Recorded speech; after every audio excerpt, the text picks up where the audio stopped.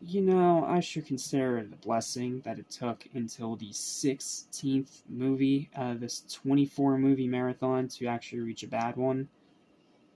But no. No, no, no, no, no. It's still a bad one.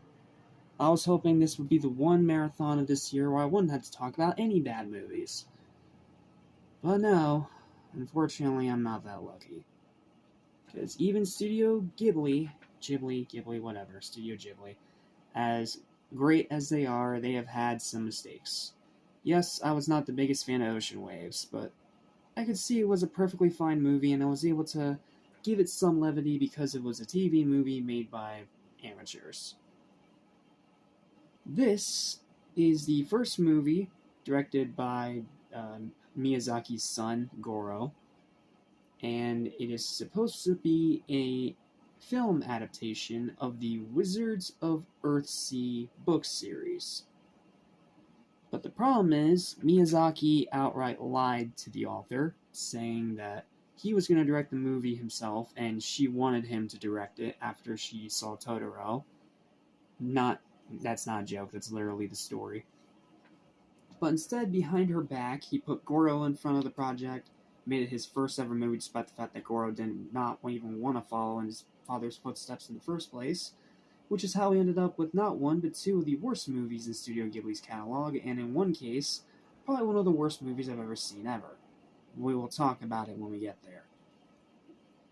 So you had all that, and then you obviously had the author worried, but Miyazaki kept telling her, don't worry, it's going to be okay, just let us do our thing. And she was perfectly fine with them even taking some creative liberties. The problem is that Ghibli went too far with it, and they literally took all three books, the first three of the 5-book series of Wizards of Earthsea, and squished them together into one movie. Yes, I know Ralph Bakshi did the same thing when he did an animated version of Lord of the Rings. I know, but at least there, he had it paced out well. Here, it is so bad to the point where it's not even remotely resembling the books outside of the character names. Even the book's themes get lost in translation. To the point where the author said that it is their movie, it has pretty much nothing to do. It's pretty much her way of saying that she disowns the thing. I can't blame her. This movie sucks. Like, legitimately, undeniably, indisputably sucks. So let's make this review quick. Welcome back to Animation Station. Welcome back to Ghibli Month. Here is my review of Tales from Earthsea. It sucks. Here's my review. It sucks. Enjoy. It sucks. A botched adaptation of a beloved book series where Ghibli straight up lied to the author and screwed it up on every single level humanly possible. Considering the studio's usual pedigree and high-quality filmmaking, that is absolutely unacceptable. Sure, the animation is okay. It's basic bland Ghibli, but it's fine. It's okay. The voice acting is decent, especially Willem Dafoe, who's easily the best part of the movie. He's Willem Dafoe. He makes anything awesome. And the music is really nice, as you expect from Studio Ghibli.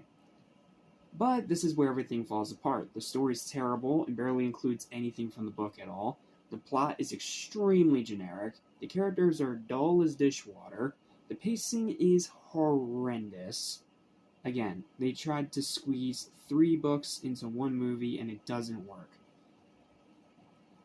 The runtime is absolutely obnoxious. There is budget cuts out the wazoo. The whole movie looks and feels cheap is what I'm saying. And the ending does a very bad job trying to explain its morals and themes. It is forced and preachy to high hell. It's simply a poor effort, a waste of a good idea, and overall just a pathetic outing from the studio. Because Miyazaki's son Goro is spiraling and doesn't know how to make a good movie. Because he didn't want to make a movie in the first place, but his dad made him. I don't care, even considering the circumstance, that gives you no reason not to try. but you didn't try, man.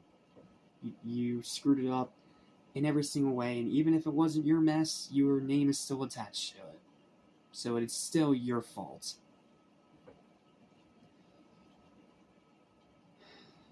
And I can see why the author disowns the thing, and this is one of the Studio Ghibli movies that seems to get the worst of reception, and deservedly so, because not only is it a terrible adaptation, but even as its own story it sucks, because it doesn't explain anything. It is just a giant mess. And considering that this is how they follow up Howl's Moving Castle, makes it even more pathetic. Just screw all this. Final verdict, 3 out of 10. Garbage movie. Don't watch it. I will see you next time for Ponyo. A much better movie. Excited for what comes up ahead.